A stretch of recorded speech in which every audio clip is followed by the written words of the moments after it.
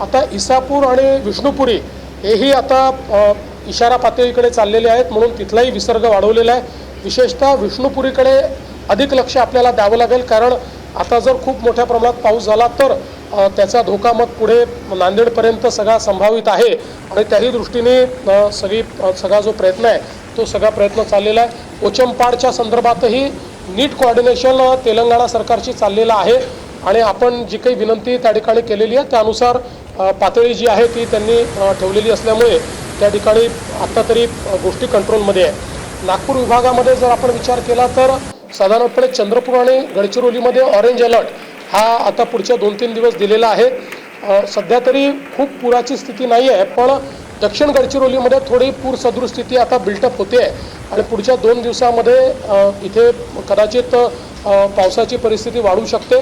त्या दृष्टीनं देखील हे काम चाललेलं आहे आणि पूर्णपणे ज्या व्यवस्था करायला पाहिजे त्या व्यवस्था त्या ठिकाणी केल्या आहेत। आपण जर अमरावती विभागाचा विचार केला तर अमरावती विभागामध्ये अकोल्यात पूरसदृश स्थिती निर्माण झाली होती।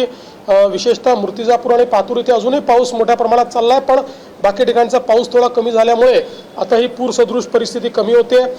चांदूर रेल्वे, तिवसा, मेहकर, वाशिम, उमरखेड, महागाव, झरी जामणी, पुसद या सगळ्या भागांमध्ये मोठ्या प्रमाणात पावसामुळे नुकसान झालेलं आहे। विशेषतः शेतीचं नुकसान झालेलं आहे। 2 लाख हेक्टरच्या वर शेतीचं नुकसान या भागात झालं असावं अशा प्रकारचा एक प्राथमिक अंदाज हा या ठिकाणी आपला व्यक्त होतोय। आता isakal.com आहे देशातील नंबर 1 ची मराठी न्यूज वेबसाईट।